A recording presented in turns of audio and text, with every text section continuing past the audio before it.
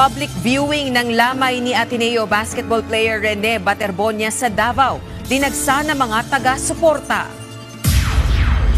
Ateneo Blue Eagles coach Tab Baldwin humingi ng tawad sa mga naulila ni Rene Baterbonia at Divine Adili.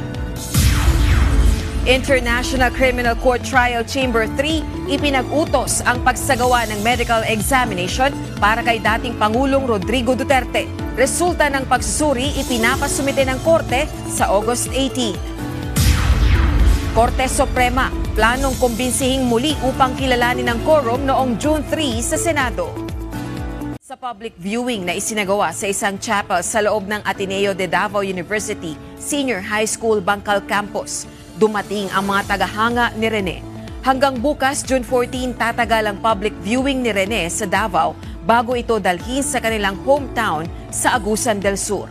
Samantala, mamayang alas 6 ng gabi ay magsasagawa naman ang Ateneo de Manila University ng candlelight service para naman kay Divine Adeli. Isa itong Nigerian tradition na maihahalin tulad sa burol.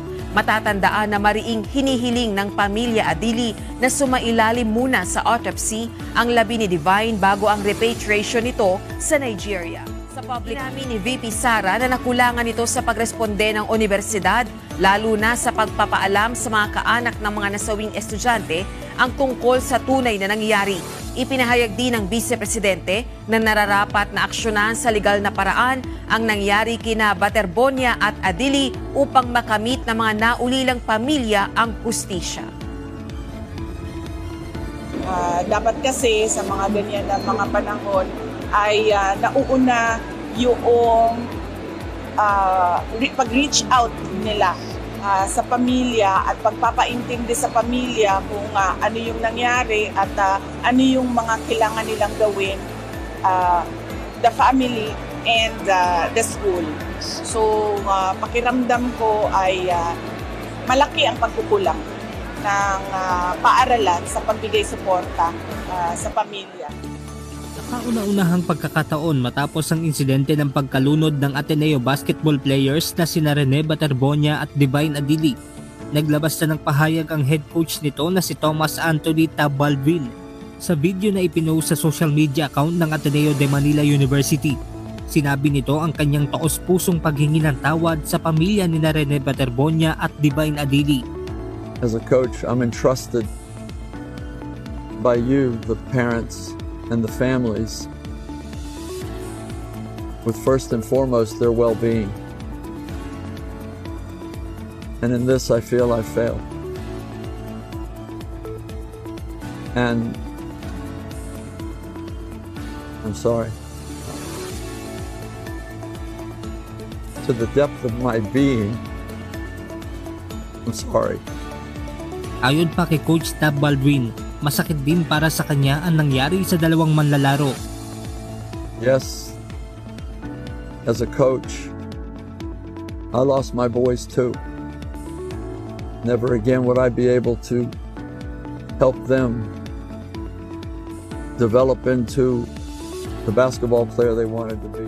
Pinag-utos ng International Criminal Court o ICC Trial Chamber 3 ang pagsasagawa ng panibagong medical examination para kay dating Pangulong Rodrigo Duterte upang matiyak kung may kakayahan itong kumarap sa nalalapit na paglilitis ng kanyang kaso na crimes against humanity.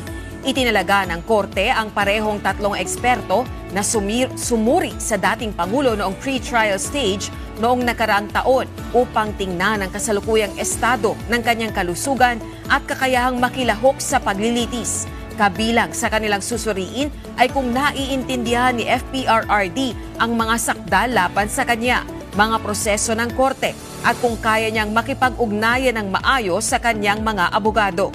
Inatasa ng ICC Trial Chamber ang mga itinalagang panel of medical experts na isumite sa registry ang kanilang ulat sa August 18, 2026 at isusumite naman ng registry sa korte ang mga nasabing resulta sa August 24. Nananatiling ang layunin ng House Prosecution Panel ay makumbinsi ang 16 na senator judges sa pamamagitan ng kanilang mga ebidensya laban kay Vice President Sara Duterte. Sa gitna ito ng nakatakdang pre-trial conference sa susunod na linggo, nakatitiyak si Bicol Saro Party List Representative Terry Ritun, member ng House Prosecution Panel.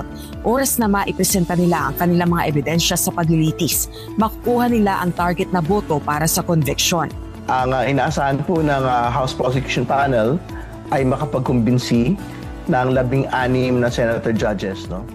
Ayon kay Acting Senate President Sherwin Gatchalian, nakasaad sa Article 11, Section 3, Paragraph 6 ng 1987 Constitution na 2/3 o 16 na boto ang kailangan para makonvict si Vice President Duterte sa impeachment trial.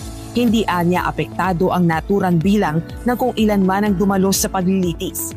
Ayon kay Inihayag ng guro na si John Barry Tayam na muli siyang maghahain ng motion for reconsideration matapos ipawalang bisa ng Korte Suprema ang kanyang naunang petisyon na kumukwestiyon sa legalidad ng kasalukuyang pamumuno sa Senado.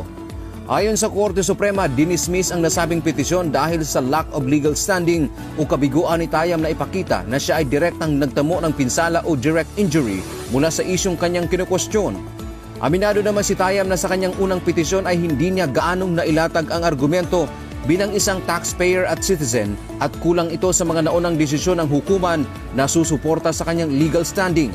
Sa kanyang planong pag-apila, igigiit ni Tayam na bilang taxpayer, mayroon siyang interes sa pera ng taong bayan na ginagamit na pampasahod sa mga senador na dapat ay may pananagutan sa publiko.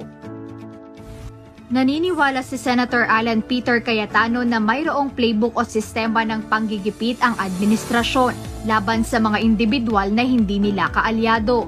Part of their playbook yan, mangligaw, mag-offer ng kung ano, no, kung hindi, mag-threaten, kung hindi, itutuloy nila threat nila.